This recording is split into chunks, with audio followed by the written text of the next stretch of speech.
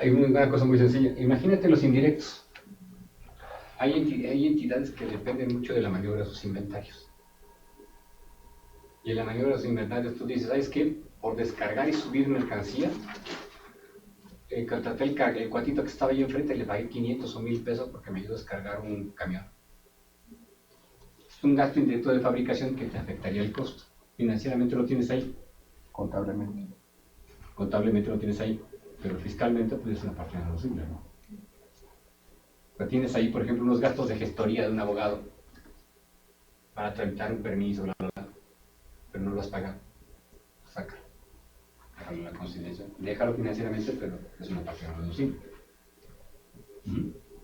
O los remanentes a las sociedades, los remanentes distribuibles en las sociedades civiles forman parte de mi costo contablemente. Lo vimos o sea, contablemente sí forman parte, pero fiscalmente forman parte en otro renglón que no es parte de mi costo. Así es, ahorita vamos a ver lo que es el costo de ventas entre todos los servicios. Los contribuyentes que enajenen mercancías que se puedan identificar por número de serie y su costo que sea de 50,000 pesos, únicamente deberán emplear el método de costo identificado. Se entiende que es una partida grande, tiene el número de serie, tu concepto, y lo puedes señalar. El costo de ventas por servicios sí existe. Si en ellos se proporcionan bienes, solo se deducirán cuando se acumulen dichos servicios. Quien evalúe con métodos detallistas debería un registro de factores utilizados para fijar de los márgenes de utilidad bruta aplicados. Ahora, en la práctica,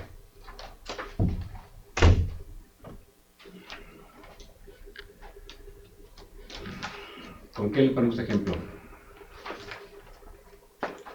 Tenemos una empresa que se dedica a elaborar equipos electrónicos. Vamos a pensar que solamente va a hacer reproductores y televisiones, ¿de acuerdo? En este caso, ¿qué va a pasar?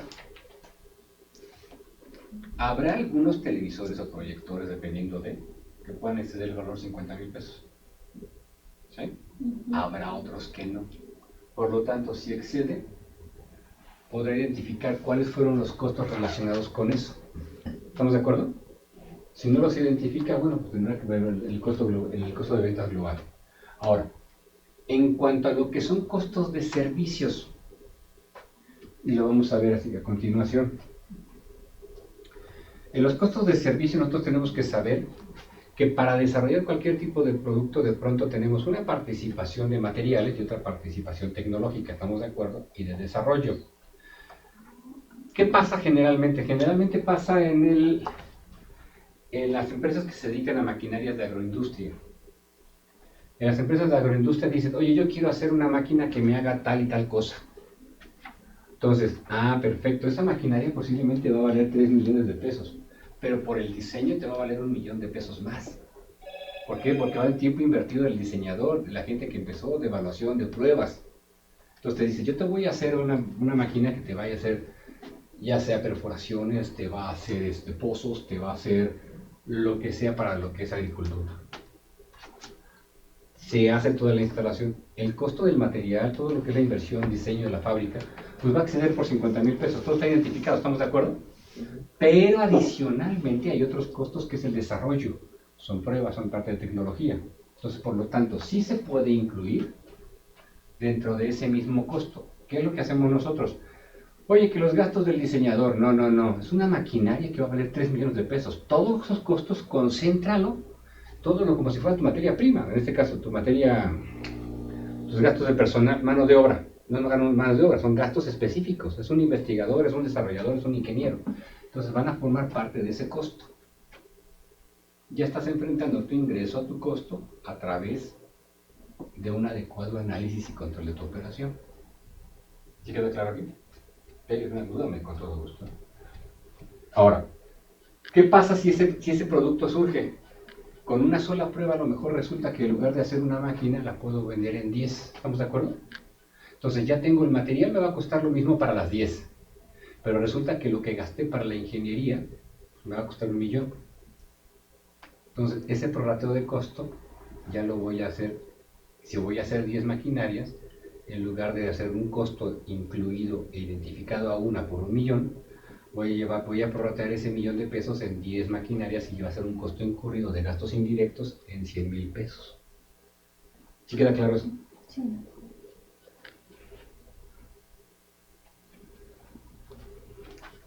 Aquí nada más para señalar el énfasis. Nosotros, para enfatizar un poquito, el control de los inventarios tiene que ser claro. Desde los centros de costos, operaciones, establecimientos en donde se hayan realizado, donde se encuentren, cómo se adquirieron los números de serie. No nada más decir, entraron 10 escritorios. Pues son 10 escritorios, pero ¿con qué especificaciones? Son negros, de caoba, material, nogal, etc. ¿De acuerdo? Seguimos en el control de inventarios. Como lo comentamos, tenemos que identificar todas las mercancías. ¿Ustedes se encuentran con alguna empresa que tenga inventarios? ¿Los identifican así?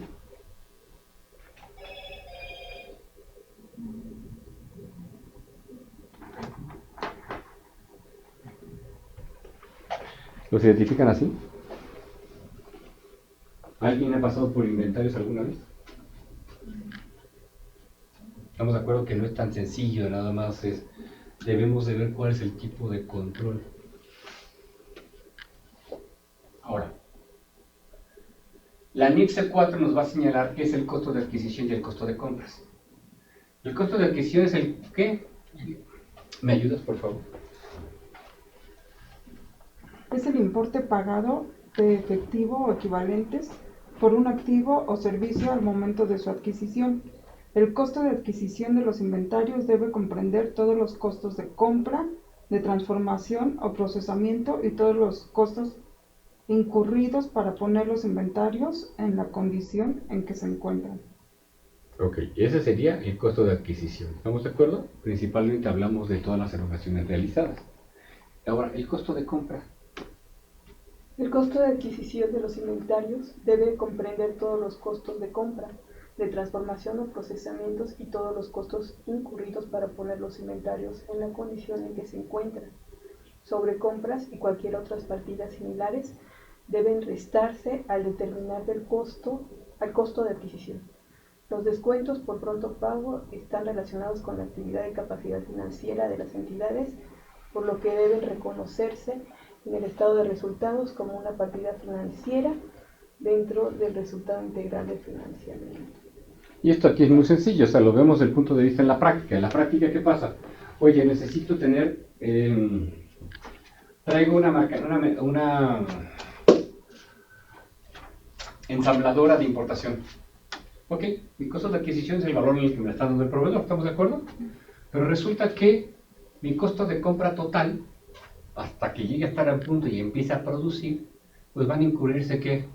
Los impuestos de importación, fletes, traslados, almacenaje, pruebas, el ingeniero, la instalación. ¿Estamos de acuerdo? Entonces, ahí es importante que lo vayamos checando. ¿Por qué? Porque al final del día esto va a formar parte de lo que son nuestros controles. Y como lo decía hace rato, en materia de costos de prestadores de servicios, los inventarios de prestadores de servicios deben evaluarse a sus costos de producción, los cuales consisten principalmente en mano de obra y otros costos de personal identificados. Una de las cosas que no se hace, y desgraciadamente es por falta de práctica, falta de cultura, falta de recordatorio, falta de memoria, digo yo. Los despachos tienen un costo de prestadores de servicios. ¿Cierto o no es cierto? Y llevamos un inventario de eso. Si nosotros somos un despacho y le estamos prestando un servicio a una persona por un proyecto, se entiende que el proyecto que acordamos es $100,000. ¿Estamos de acuerdo? Pues yo en este momento no tendría costos. Lo que tendría que estar llevando es que si yo gasto en personal, todo lo que gasto en personal lo debería de llevar a una cuenta que se llama inventario, prestación de servicio. Ya cuando cobre, cancelo esa cuenta de inventario y lo llevo directo al costo. Y el costo se va a convertir por todo lo que yo gasté. Que gasté en la persona, sueldo, gasté seguro social, gasté impuestos sobre nómina. Mientras tanto no afecta el resultado. ¿Por qué? Porque ese costo está relacionado con el ingreso que voy a percibir. Que no sería lo mismo si yo tuviera una secretaria a tiempo completo. ¿Estamos de acuerdo? Sería un gasto de administración. Pero si tengo personas contratadas ex profeso para ese proyecto, van a formar parte de mi costo. ¿Sí? ¿Y la secretaria, no?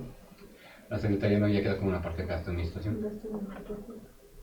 Qué mal. Fíjense. Ajuste anual por inflación. Ya lo habíamos comentado de manera general, debemos de conocer el fundamento, créditos, deudas, cálculo del ajuste anual por inflación. Ya vimos que aquí identificamos hace rato lo que eran activos y lo que eran pasivos. ¿Estamos de acuerdo? Por lo tanto, nos iremos a la parte de la lectura. Muy sencillo, nada más para ver la interpretación práctica. ¿Me ayudas? Sencillo, rápido. Artículo 46. Las personas morales determinarán, al cierre de cada ejercicio, el ajuste anual por inflación como sigue. Determinarán el saldo promedio anual de sus deudas y el saldo promedio anual de sus créditos. El saldo promedio anual de los créditos o deudas será la suma de los saldos al último día de cada uno de los meses del ejercicio, dividida entre el número de meses del ejercicio. No se incluirán en el saldo del último día de cada mes los intereses que se devenguen en el mes.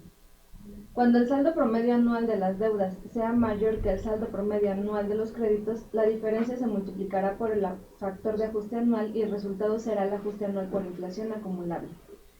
Cuando el saldo promedio anual de los créditos sea mayor que el saldo promedio anual de las deudas, la diferencia se multiplicará por el factor de ajuste anual y el resultado será el ajuste anual por inflación deducible. El factor de ajuste anual será el que se obtenga de restar la unidad al cociente que se obtenga de dividir el índice nacional de precios al consumidor del último mes del ejercicio, de que se trate entre el citado índice del último mes del ejercicio inmediato anterior. Ok, yo creo que aquí no tenemos problemas, ¿verdad? La exposición es clara. El problema era principalmente identificar cuáles son mis deudas y cuáles son mis créditos. ¿No? Créditos.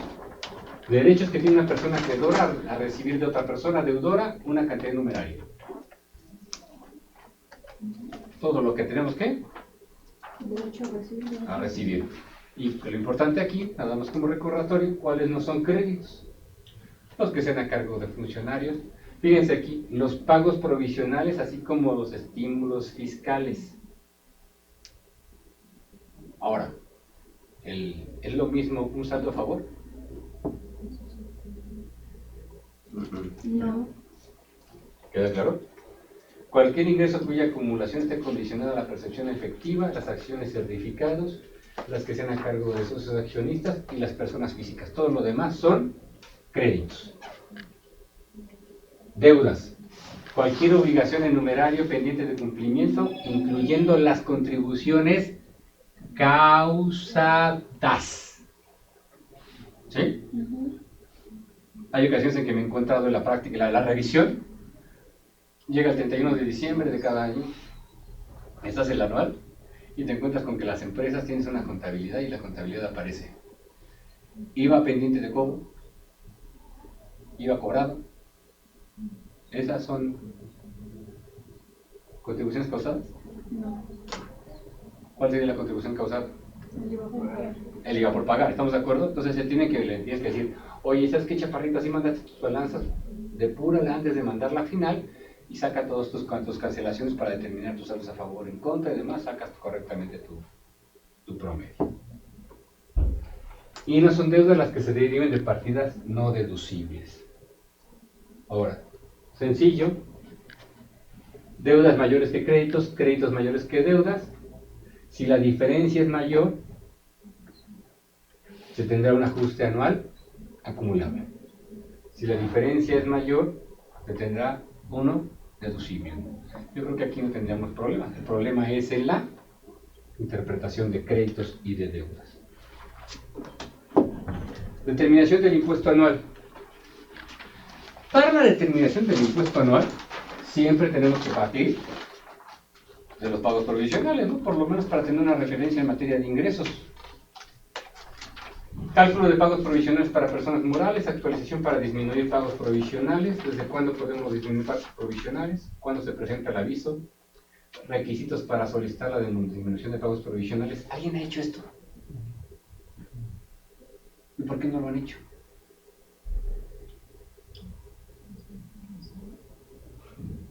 cómo aclarar la presentación de pagos provisionales mensuales, qué es la utilidad fiscal y cómo se calcula la utilidad fiscal, cómo obtengo el resultado fiscal, qué son los ingresos acumulables, que los tocamos, deducciones de autoridades fiscales, son como recordatorio. Ahora, seguimos en impuesto sobre la renta, ¿estamos de acuerdo? Ya hablamos de ingresos, ya hablamos de deducciones, ya hablamos de costos, ya hablamos de ajuste anual por inflación. Ahora, los pagos provisionales. La pregunta es, ¿debíamos haber hablado antes o después? Eso no importa. Ya estamos en pagos provisionales. Se entiende que el pago provisional siempre va a formar parte inherente a la operación. Por lo tanto, esta declaración, para efectos del cálculo del pago provisional, va a ser importante calcular el coeficiente de utilidad.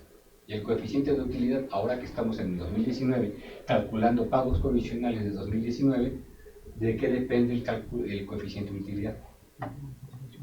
¿Del ejercicio anterior o de los ejercicios anteriores?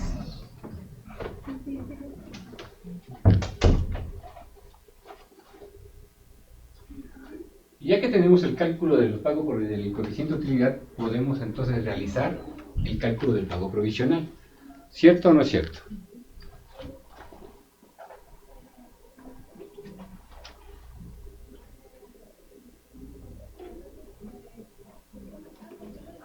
Aquí no hay que meternos en una de las características de nuestro pago provisional es que aquí no tenemos nada que ver con deducciones. ¿Estamos de acuerdo? Las deducciones solamente las metemos para efectos de personas físicas. El impuesto se calculará aplicando el 30% sobre la utilidad. Y la autorización para disminuir de pagos provisionales, ¿qué es? Estamos de acuerdo que de pronto nos encontramos con entidades que tienen coeficientes de utilidad relativamente altos, ¿cierto?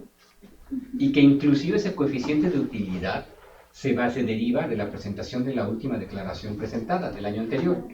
Puede ser que tengan un coeficiente de utilidad del 3.6 y por la última coeficiente de utilidad se va a 8, se va a 10%, se va a 12%, ¿estamos de acuerdo? No sé si se les haya ocurrido. Pero resulta que ya llegamos al sexto mes y empezamos a ver el presupuesto que va a tener la entidad del cierre. Y decimos, no, pues al final del día yo creo que si hago mi proyección, veo lo que tengo, mi resultado fiscal o es una pérdida o va a ser muy pequeña mi utilidad. Entonces, ¿qué es lo que yo puedo hacer? Puedo solicitarle a la autoridad una reducción, una autorización para disminuir mis pagos provisionales, en los cuales yo le voy a decir, oye, estoy efectuando un pago provisional con un coeficiente de utilidad, estimo que o ya no van a ser necesarios los pagos provisionales porque ya lo he cubierto, o en su caso, te solicito que me reduzcan la base. Digo, el coeficiente, me permite hacerlo. ¿Desde cuándo lo podemos reducir los pagos provisionales? Pues a partir del séptimo mes, que es cuando ya empezamos a conocer. Y es la segunda mitad del ejercicio. No podemos solicitar ninguna reducción de coeficiente durante la primera mitad del ejercicio. Hay gente que me dirá, ¿y eso para qué sirve? Bueno, pues sirve para entidades que en un momento dado tienen un coeficiente de utilidad en donde los pagos provisionales mensuales son 100,000 pesos mensuales. Oye, discúlpame, pues, si puedes visualizar que mis pagos y mi cierre del ejercicio van a ser menores, pues no me hagas sacar esos 100,000 pesos mensuales durante 12 meses en donde voy a tener 1,200,000 pesos de pagos provisionales y mi impuesto del ejercicio seguramente vayan a ser 300,000 pesos. ¿Qué va a pasar? Pues voy a tener un saldo a favor de 900,000 pesos. ¿Qué implicaciones tiene? Que yo tuve un flujo de efectivo que pude haber utilizado para otras cosas. Entonces, la importancia de poder utilizar en un momento dado la reducción de pagos provisionales.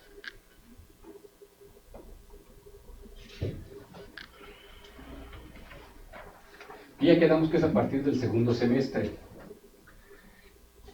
La ventaja de esto es que si nosotros estamos viendo la tendencia que tiene el negocio, se puede empatar, se puede emparejar, como se dice aquí, con la utilidad que viene teniendo la empresa. Si nosotros estamos viendo en nuestra operación que nuestra utilidad va a ser el 5, el 6 o el 7%, y mi relación de mis ingresos va a quedar, y mi coeficiente de utilidad va a quedar en 4 o 3%, bueno, pues entonces eso ya lo va a permitir empatar para efectos de los pagos provisionales. hay una serie de documentos y una serie de requisitos que se deben de cumplir y presentar ante la autoridad correspondiente.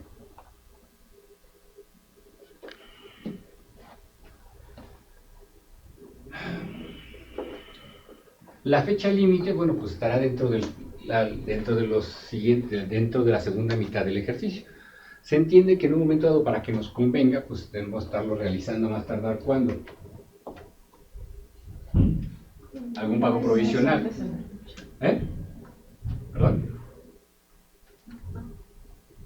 ¿A cuándo? Si vamos a realizar un pago provisional de junio, lo hacemos en julio, ¿estamos de acuerdo? Pues hay que meterlo en julio y agosto para que tenga sentido. En ese momento ya le informamos a la autoridad, obtenemos nuestra reducción y ya podemos estarlo aplicando.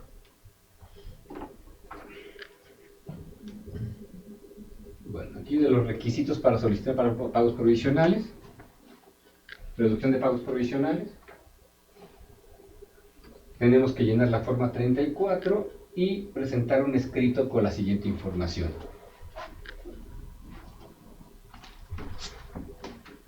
Desde dar el antecedente, copia certificada de los poderes, en caso de participación, el acreditamiento, reducción cuando aplica. Ya de pronto, aquí yo los invito a que no solamente veamos la empresa pequeña, ni la mediana, ni la grande, o sea, veamos de manera integral qué factores pueden ocurrir en el entorno económico del contribuyente. ¿Para qué? Para que sea válido un trabajo de decir, oye, te gestiono una reducción de pagos de coeficiente de utilidad para pagos provisionales. Ah, si me interesa, por favor, hazlo. Dentro de los pagos provisionales y el coeficiente de utilidad te pueden disminuir PTU efectivamente pagada y también aplicarla en la misma proyección en los 12 meses del periodo y en las partes proporcionales. ¿Alguien ha efectuado pagos de PTU? ¿Las ha aplicado contra pagos provisionales? Si llegan a tener empresas con PTU, voltense a la aplicación de lo que es la reducción de pagos provisionales y también la aplicación de la PTU para efectos de la reducción en pagos provisionales.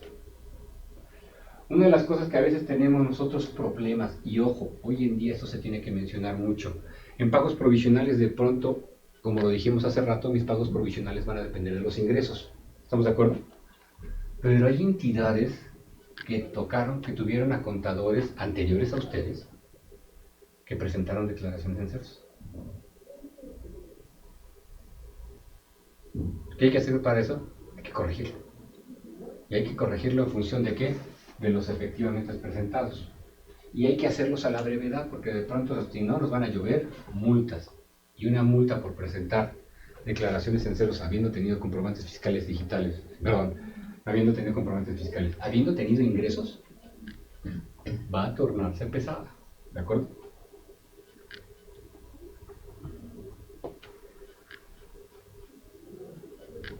Hay ciertas situaciones que a la autoridad no le gusta.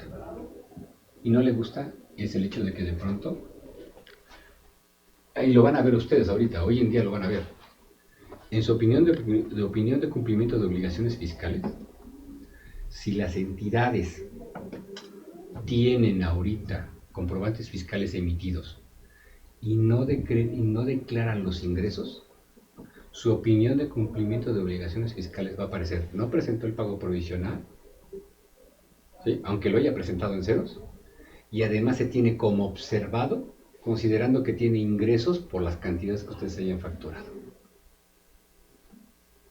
Y hoy en día, la opinión de cumplimiento de obligaciones fiscales para la mayoría de los contribuyentes, si no es que es para todos, es importante. ¿Por qué? Porque dentro de lo que cabe, para tener relaciones con terceros, la mayoría de los terceros está pidiendo que para tener una sana relación contigo, me demuestres tu opinión de obligaciones de cumplimiento fiscal. ¿De acuerdo? Sí, al Tenemos final. una pregunta. Susana pregunta, ¿qué ventaja y desventaja hay al solicitar la disminución del coeficiente? Desventaja. La desventaja principal es que no esté debidamente soportada. Si no está debidamente soportada, podría ser en un momento dado que te soliciten información adicional, que a solicitarte información adicional podría llevarte en un momento dado inclusive hasta una revisión. Ventaja, imagínate lo que es dejar de pagar tu flujo de efectivo. En tu flujo de efectivo como tal, pues tiene bastantes injerencias el hecho de decir, oye, en lugar de asignar 1 millón de pesos al pago provisional, mejor asignale 1 millón de pesos a tu inversión para desarrollo de negocio. ¿De acuerdo? Ok. Bueno, aquí es para efectos de cómo aclararlo, no me quiero meter en esto, nada más es cuestión de nota aclaratoria. Simplemente si tenemos alguna duda en relación... Ah, chido, ya terminé. Sí, ahí ya nos exhibieron, ¿no? Sí. Sí, ya nos exhibieron. Porque si tienes facturas emitidas, etcétera, y estás declarando que no tienes. Sí, no, es que esto es una situación delicada, ¿eh? Yo les pediría, y comentario para, si ustedes son gustosos,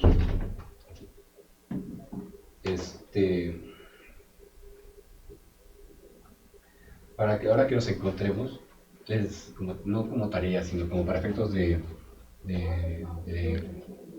anticiparnos un poco. Sus contribuyentes, chequen su opinión de cumplimiento de obligaciones fiscales. Si encuentran alguno en donde diga omisión de declaraciones y ustedes saben que lo presentaron, seguramente van a aparecer ahí por qué. Y van a aparecer los ingresos que están declarados según sus comprobantes fiscales digitales. Entonces, eso trae consigo como consecuencia que... Hasta ese caso cuando me están vinculando a mí un ingreso por medio de las dietas. A lo mejor yo declaré menos ingresos de los que mis clientes están declarando en sus días que yo les facturé.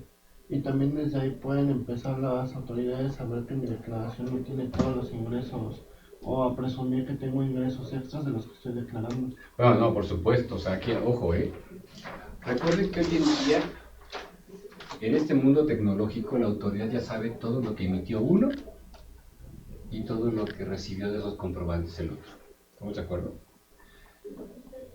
Si una entidad está siendo revisada, y no pasen por alto lo siguiente, hay distintos programas de fiscalización. Uno de ellos es la revisión de cumplimiento de obligaciones, y esa revisión de cumplimiento de obligaciones conlleva la revisión de un pago provisional. Si por casualidad agarran y revisan un contribuyente, y este contribuyente dice que te pagó a ti, te pueden compulsar. Y si en la compulsa dices que tú acumulaste 50 y ellos dedujeron 100, a ti te pueden abrir la revisión. Y eso llega por compulsa, por situación estadística, ¿estamos de acuerdo? Y hay hoy en día varias situaciones en las cuales se pueden casar ingresos y deducciones, independientemente de lo que es el ya tan famoso comentado de operaciones simuladas, ¿de acuerdo? Ahora, ¿qué es la utilidad fiscal y cómo se calcula? Cuando el resultado fiscal es positivo, tenemos una utilidad, ¿estamos de acuerdo? ¿Y en qué momento es un resultado positivo? Cuando tenemos más ingresos acumulables que deducciones, ¿no? Y cuando tenemos un resultado fiscal negativo, significa que tenemos más deducciones que ingresos, y entonces llamamos pérdida fiscal. Ahora, ¿qué es ganancia en este contexto?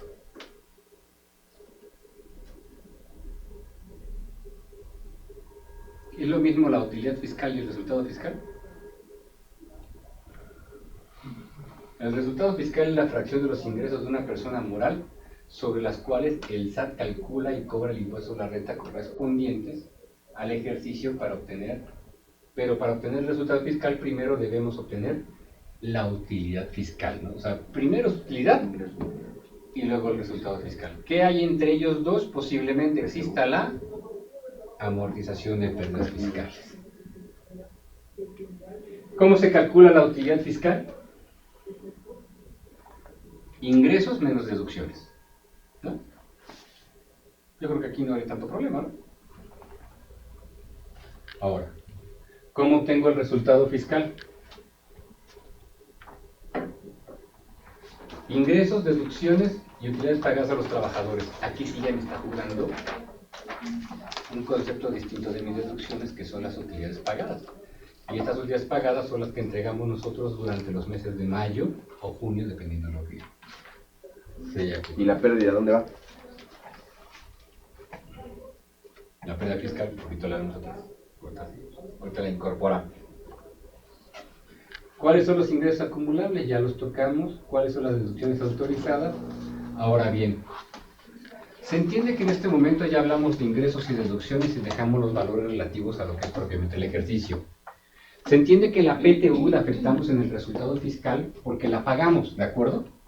Sin embargo, en el ejercicio 2019, que es el que nos está ocupando en este momento, pues podríamos determinar un resultado fiscal, pero nos haría falta un concepto. ¿Qué ha ocurrido en años anteriores?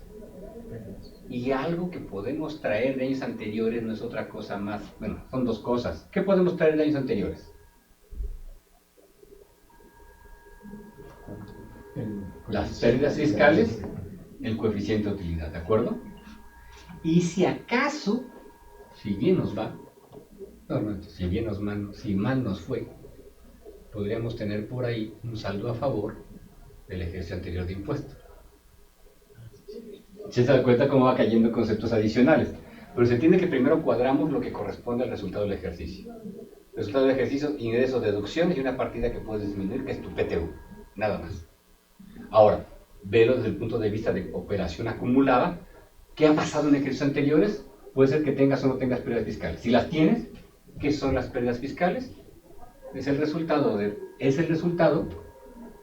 de la operación que trajo consigo resultados negativos de periodos anteriores. ¿Estamos de acuerdo? Que no han sido aplicados a utilizar resultados positivos en ejercicios subsecuentes. En el artículo 57 de la Ley del Impuesto de la Renta vamos a señalar, y en este caso, ¿cómo se determina la utilidad?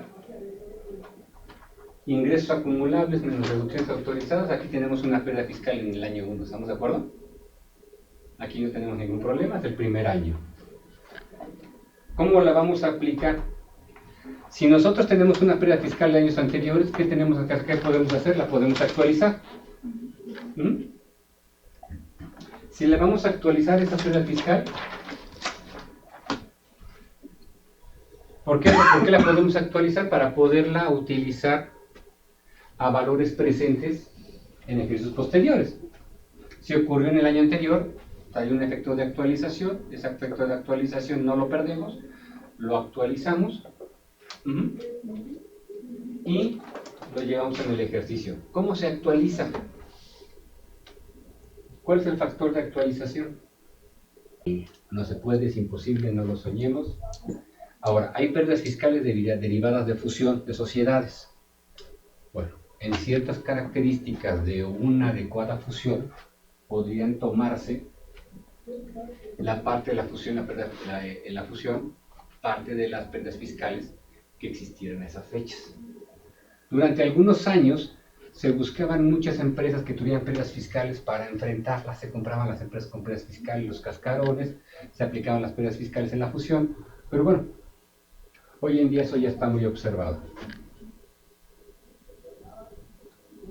Lo mismo ocurre en la escisión de sociedades. Había ocasiones en que decía, tengo una cantidad de pérdida fiscal, la escindo, y esa empresa pues, la puedo tener como un cascarón para poderla utilizar para cierto tipo de proyectos en la parte correspondiente.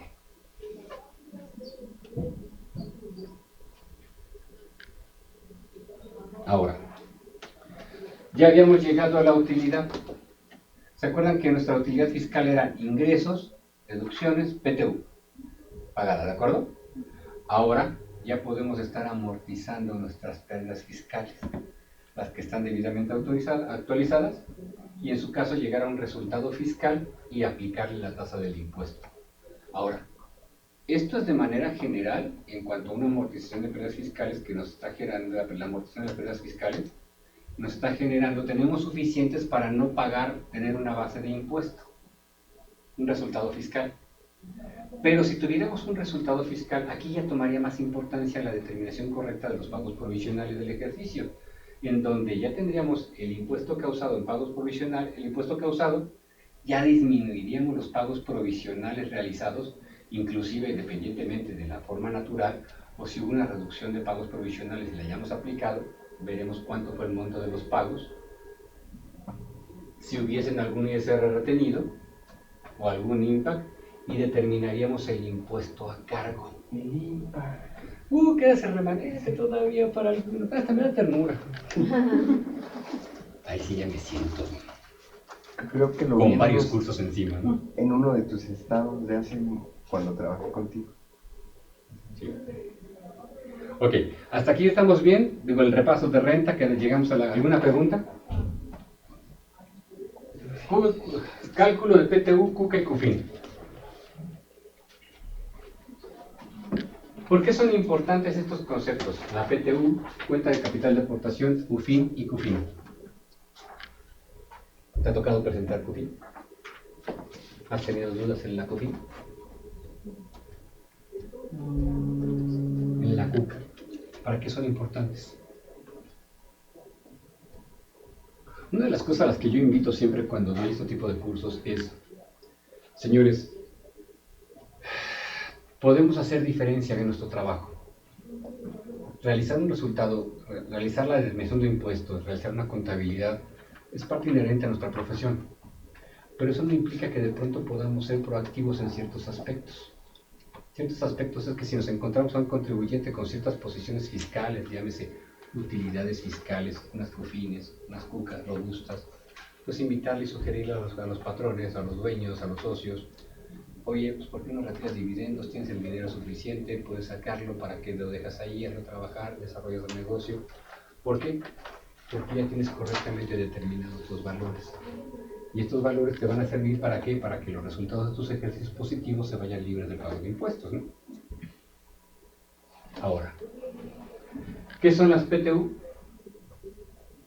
¿Qué son las utilidades pagadas a los trabajadores? ¿Qué son las utilidades pagadas a los trabajadores? ¿Qué es?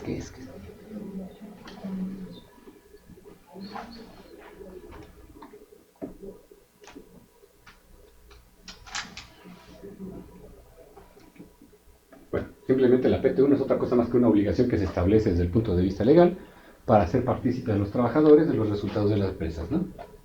En este caso, vamos a suponer que la ganancia de la empresa renta 605, tiene ingresos por 3.500.000 menos deducciones de 2.805.000. Hay un concepto importante aquí, que son algunos ingresos exentos para sus trabajadores. ¿Saben qué es este concepto?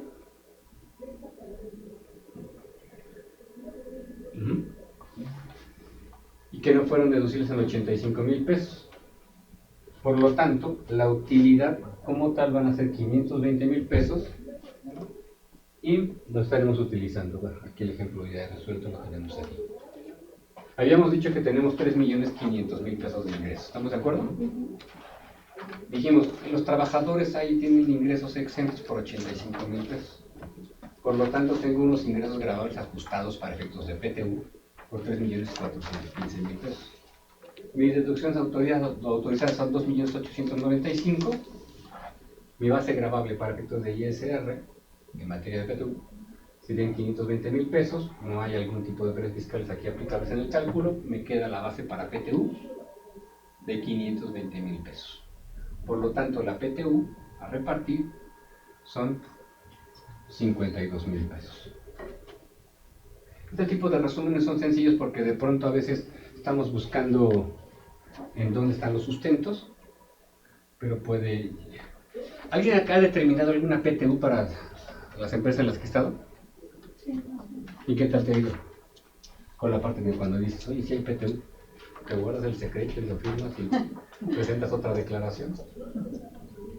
No, sí se reparte. Y se reparte. Ya la mecánica de repartir la PTU es otra cosa. ¿Por qué? Porque la PTU se divide en dos y en función de sueldos y en función de días trabajando. ¿De acuerdo? Pensé una duda en el cálculo de PTU, porque ahorita que me están revisando, ellos, o el auditor está tomando como, o no sé si yo estoy mal, pero por ejemplo yo para el reparto de la PTU no tomo o no tomo en cuenta ni el ajuste anual por inflación, que si es deducible, pues ese no lo tomo, no entra para el cálculo, ¿no? Y hay otro lugar, pero no me acuerdo cuál no estoy tomando en cuenta.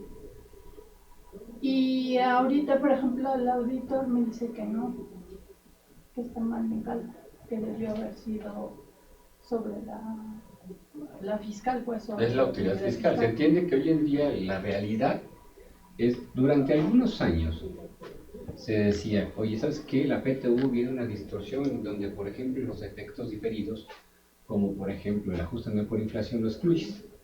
Entonces, una de las diferencias que habría entre tus bases del PTU y la base del impuesto a la renta eran los ajustes anual por inflación. Hoy en día no existe. Y lo único que sí hay de conciliación son los gastos, lo que hemos comentado, las PTU para los trabajadores y algunas partidas no deducibles, pero deberían de cubrir ciertas características. Básicamente, pero de ahí en fuera es la base de renta. ¿De acuerdo? Ahora, la cuenta de capital de aportación. La cuenta de capital de aportación, ¿por qué la tenemos que tocar? Porque al final del día forma parte de nuestra declaración anual, porque al final del día es un valor importante que tenemos que tener presente y que nos va a servir en su momento para cualquier tipo de reducción de capital. ¿Me entiendo? La cuenta de capital de aportación se integra por las aportaciones de los socios y se le restan las reducciones de capital. Si hay aumentos o disminuciones de capital, se actualiza la fecha del evento. Es decir, si yo tengo un capital histórico de 50,000 pesos y hay un aumento de capital, vamos a pensar que mi capital histórico está constituido en la empresa en 2016 y voy a hacer un aumento de capital ahora en 2019, pues actualizo mi cuenta de capital de aportación desde el origen de la que constituí a la fecha y le sumo mi aportación. Ahora, no es cuenta de capital de aportación la reinversión de utilidades o capitalización de utilidades. Hay ocasiones en que decimos, oye, fíjate que se aumentó tu capital porque hay una reinversión de utilidades. Esa reinversión como tal no se considera capitalización. O capitalización de utilidades no se considera parte de la CUCA. Ahora, toda la cuenta de capital de aportación después de los eventos o desde la última actualización siempre se va a actualizar al cierre. Pero ahí hay dos puntos finos, ¿no? El primero son los 30 días que te marca el 78 y el segundo es que se aumenta el número de acciones. Bueno, aquí estamos hablando de los hechos en general. Se entiende de que dependiendo de las aportaciones, o sea, hay ocasiones en que viene, fíjate que por ejemplo me ha tocado la práctica que se desvirtúa la CUCA. Y la CUCA, cuando tú quieres llegar a la CUCA por acción, te encuentras con un problema. Cuando por ejemplo somos 10 accionistas, todos aportamos 5,000 pesos o 50,000 pesos de inicio. Llega la segunda aportación y la segunda aportación trae consigo de que en lugar de los 10 aportan 7. Entonces, la cuenta de capital de aportación se desvirtúa o no se desvirtúa. Pues va a depender de la suscripción, pero vamos a entrar en una parte fina, que lo importante es entrar en la generalidad. Tenemos por ahí un curso que nos dura 4 horas en cuenta que son cuentas de capital corporativos, ¿no? Porque vas reducción, vas costo fiscal de acciones, vas del decreto de dividendos, vas lo que son libres de impuestos, ya es otra cosa distinta. Pero sí, la aportación es muy buena, o sea, hay detalles finos. Inclusive te sirven cuando, por ejemplo, haces una enajenación, porque en una enajenación ya vas al costo fiscal, vas a la cuenta de capital de aportación, enfrentas CUFINES y le sacas un costo fiscal real. No, está muy padre. Cuando llegas, por ejemplo, en CUCAS y CUFINES a juzgar para efectos de lo que es la determinación del costo de acciones, pues te metes con todo ese tipo de detalles. Ahora,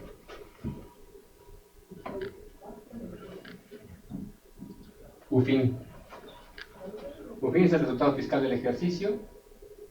Hablando del ejercicio, vamos a pensar 2018. 2018 tuvimos un resultado fiscal del ejercicio, menos el impuesto sobre la renta que se haya determinado, menos partidas no deducibles, menos PTU pagado, nos da la UFIN del ejercicio positiva o negativa según se trate.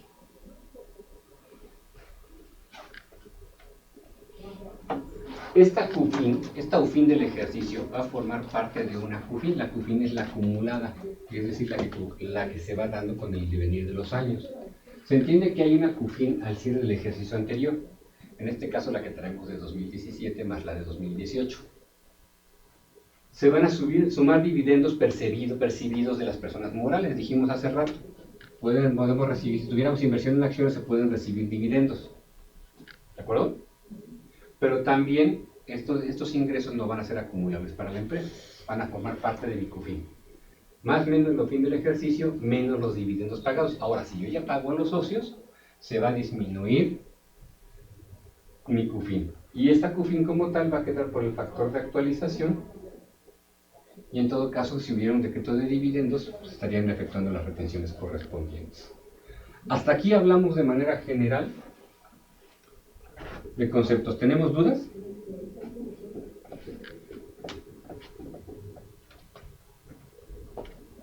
Me encanta cuando veo que no tenemos dudas. Ahora, mucha información, ¿verdad?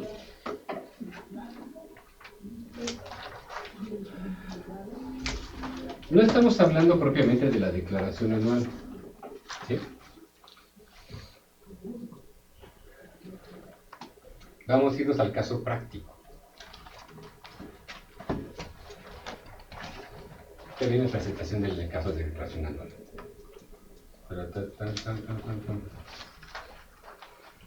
En el caso práctico, ¿de acuerdo?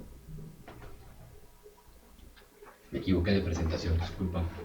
Agarré la misma, pero fue distinta. A ver, en el caso práctico, ¿qué tenemos nosotros que hacer? Si nosotros hiciéramos en este momento un precierre, que por eso estamos aquí, que estamos en septiembre tomando un diplomado para efectos de servir mejor. ¿Estamos de acuerdo? Ese es el objetivo. Se los aplaudimos, se los agradecemos a nombre de Jesús, se los agradecemos, sigámoslo haciendo. Hay que entender que primero que tenemos que hacer para lo que es el impuesto sobre la renta, hablando de personas morales, es hacer una evaluación general del cliente. Lo hemos enfatizado. Si hacemos una correcta evaluación del cliente, podemos ver que, por un lado, es lo que nos den para calcular el impuesto. Por otro lado, son las operaciones que realiza que deberían de soportar la determinación de ese impuesto. Y otra cosa es la información necesaria, otra cosa son las bases de la información, alineación general de la información y los aspectos relevantes. Los demás son papeles de trabajo, ¿estamos de acuerdo? Lo importante es cómo se integran los papeles de trabajo. Ahora, ustedes tienen un caso práctico muy sencillo ahí, muy sencillo, en donde partimos de una conciliación fiscal, ¿estamos de acuerdo? Se entiende que esa conciliación fiscal parte de un resultado contable. ¿Qué necesitamos para ese resultado contable? ¿Qué necesitan ustedes para validar ese resultado contable? ¿Cómo validarían ese resultado contable?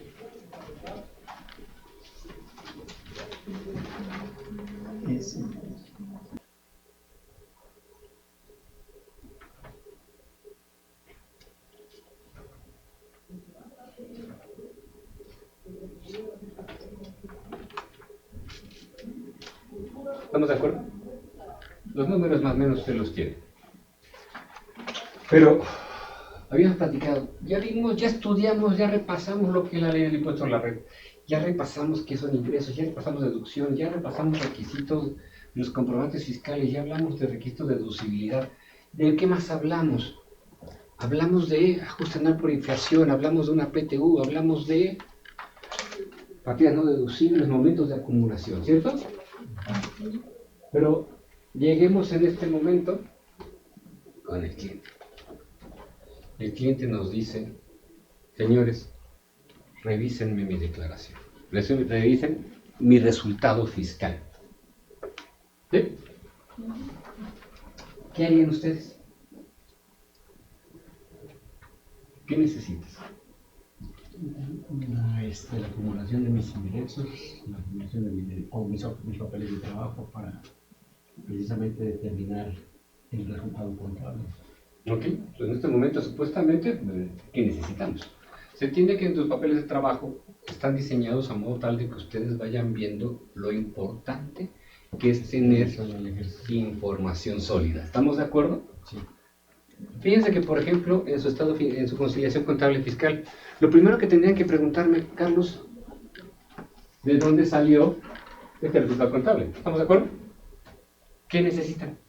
Saber los ingresos percibidos durante el Saber los ingresos percibidos. Yo creo que dos cosas. La contabilidad y los papeles de trabajo fiscales. Bien, pues estamos de acuerdo que ya empezamos a hacer la información, pero vamos a hacer una metodología sencilla. Mi resultado contable, los estados financieros, ¿el resultado contable dónde sale? De mi contabilidad. Ahí no necesitamos integración de ingresos, no necesitamos integración de deducciones. ¿Necesitamos qué? La contabilidad y un estado financiero. ¿Lo tienen o no lo tienen ustedes por ahí? Ustedes tienen ahí una hoja de trabajo que puede hacer las veces de un resumen del estado financiero. Van a encontrarse, vamos a revisar la información que tienen. ¿Sí? Ustedes tienen por ahí la conciliación contable y fiscal. Fíjense, es más, vamos a facilitar. Nosotros en este momento tienen aquí su conciliación contable y fiscal. Tienen por ahí su ajuste anual por inflación, su determinación de promedios. Tienen por ahí el promedio de deudas, de créditos. Tienen por allí su coeficiente de utilidad, el resumen del ajuste anual por inflación. Su determinación del coeficiente de utilidad. Sus balanzas la determinación de pagos provisionales.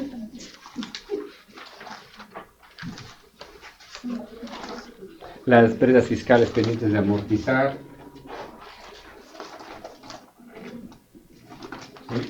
Tienen su integración de activo fijo. Tienen por ahí una balanza de comprobación.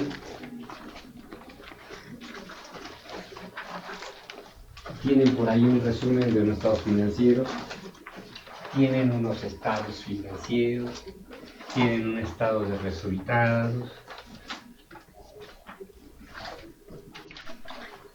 ¿Sí? Un resumen de declaraciones presentadas.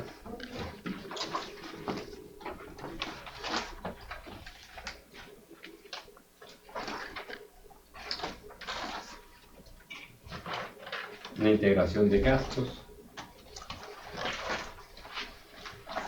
¿No? Entonces,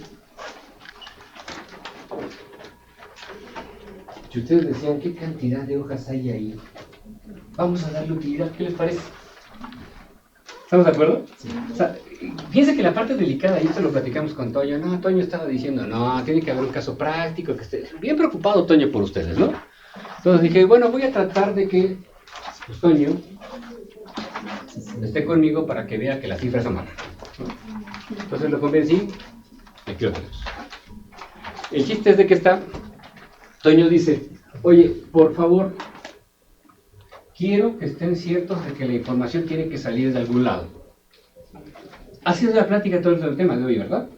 La información en materia de personas morales para efectos de la ley de impuesto a la renta tiene que salir necesariamente de algún lado, pero esté debidamente materializada, debidamente registrada. ¿En dónde? En contabilidad, que esté debidamente soportada contractualmente, que tenga sus pólizas, tenga sus soportes, que tenga sus comprobantes fiscales digitales. ¿Cierto o no es cierto? Entonces empecemos. Si vamos a determinar el resultado fiscal partiendo de una conciliación contable fiscal, se entiende que todo lo que está registrado contablemente, pues va a ser nuestra base. ¿Estamos de acuerdo? Entonces, si nuestra base es nuestro resultado contable del que estamos partiendo, ¿en dónde lo vamos a validar? Opción 1, balance general, en donde aparece el resultado contable. Opción 2, nuestro estado de resultados. ¿Estamos de acuerdo? Ahora, también tenemos que hacer algo. O sea, nuestro estado de resultados y nuestro balance general puede ser no necesariamente generado por nuestro, ¿cómo se llama? Por nuestro sistema. ¿Estamos de acuerdo? Ahí tienen un estado financiero muy bonito y muy coqueto. La realidad es que ustedes tendrían que estar viendo que ese estado financiero bonito y coqueto debería de coincidir con el reportado por el sistema de contabilidad. Con la balanza. O en la balanza de comprobación. Se entiende que la agrupación de la balanza de comprobación va a formar parte del estado de resultados, ¿no? O la balanza de comprobación. Pero a lo que voy es el mensaje. Mira, la ley del impuesto a la renta tiene como obligación como requisito indispensable que esté todo registrado contablemente. ¿Estamos de acuerdo? Esa va a ser mi base. Por lo tanto, estos 55,000 pesos coinciden o no coinciden con el estado de resultados. Sí. ¿Estamos de acuerdo? Pues ahí le podemos poner una palomita, ya sabrán ustedes lo que quieren hacer. Y si no lo quieren rayar, pues no lo rayen, pero denle utilidad algún día a ese material, ¿de acuerdo? Luego, no solamente yo me quedo con la parte de que ya tengo un estado de resultados en donde sacaron ese resultado. Yo tendría, para efectos de mi tranquilidad, que ver la balanza de comprobación. La balanza de comprobación tendría que ser detallada, ¿sí? Y en esa balanza de comprobación detallada tendría que aparecer, entre otros datos, que cada una de las partidas que estoy agrupando. Por favor, hagan algunas pruebas, no estoy diciendo que revisen partida por partida. Los ingresos que aparecen en el estado de resultados, ¿ya los identificaron en la balanza de comprobación?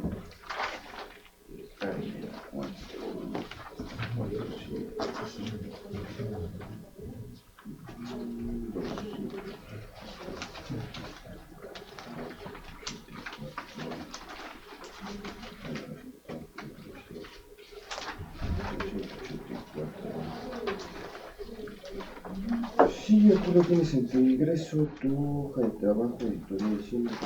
Y por ahí hay una hoja de trabajo. Sí, Estamos... estamos en... 580.